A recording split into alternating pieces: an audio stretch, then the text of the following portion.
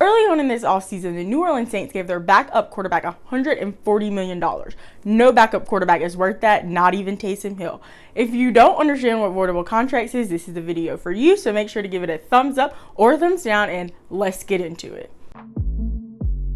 Yep, the Saints gave their backup quarterback $140 million, but it really doesn't count because it's a voidable contract. And voidable contracts are, instead of players getting the entire salary of when you see things like, oh, he got $10 million, they give it to him in their signing bonus where the athlete gets all the money up front and the team saves money by doing that. So I'm going to say we're working together and we're signing a deal, and your deal is going to be 4 years for $10 million.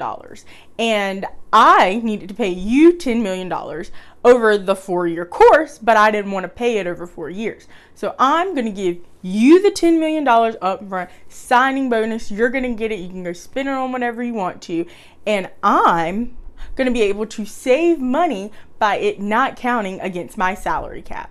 And you might be asking, what is the NFL salary cap? Make sure you subscribe and hit the bell because that will be the next video coming out. Voidable contracts can't be more than 4 years, and players can't play in the voidable years of their contracts, which for Taysom Hill will be in 2022. And players also, once they reach the voidable years, they are technically free agents and the team can decide if they want to sign them back.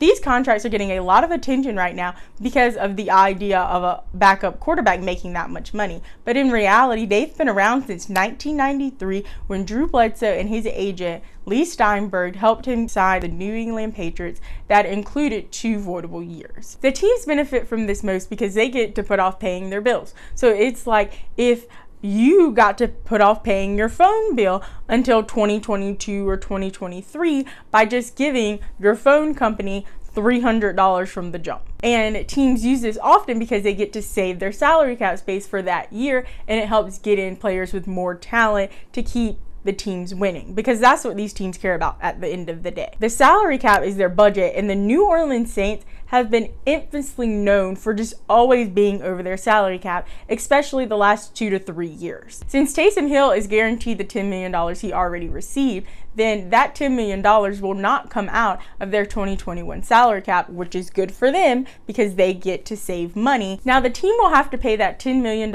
in their 2022 salary cap if they choose not to re-sign them. But this is still good for the team because they would have had to pay Taysom Hill in the last year of his 2-year contract $16 million in 2021. But now they've paid him $10 million and he is saving them $8.4 million by agreeing to this voidable year contract.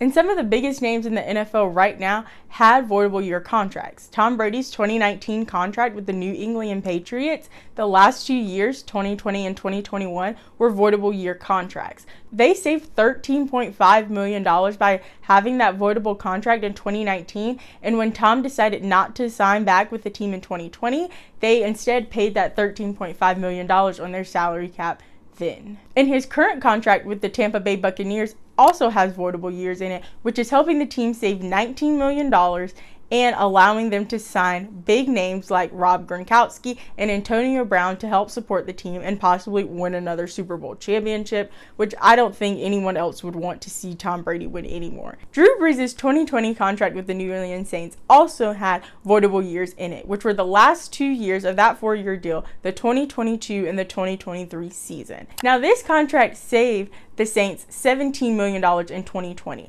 But since Drew decided to retire in 2021 and is still guaranteed his base salary for 2021, which is $22 million, that's going to count against their salary cap in 2021, which is counted as dead money. In reality, they saved about $17 million in 2020. Since they have to still pay Drew in 2021, they will only really save about $13 million in the 2021 salary cap. Ben Roethlisberger, who is in contract negotiations with the Steelers, is also talking about having a voidable contract, as he is not really focused on the money this season. He's mostly focused on getting more people on the team to help them win a Super Bowl. The likelihood of Taysom Hill actually making $140 million from the New Orleans Saints is very unlikely. Him and his agent probably agreed to this deal because it looks like a starting quarterback contract, and that is what Taysom Hill is going to need once he reaches free agency. This contract will help him have the advantage and say, I already have a $140 million deal.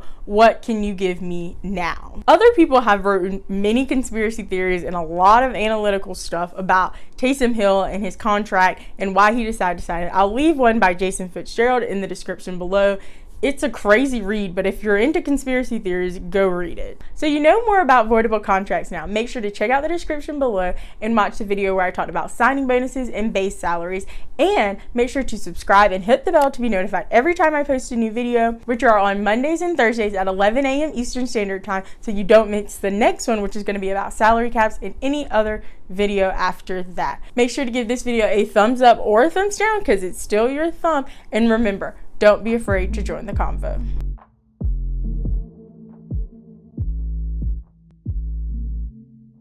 And Ben Roethlisberger, the quarterback for the New Orleans Saints. Yep. Ben Roethlisberger really does play for the New Orleans Saints, doesn't he?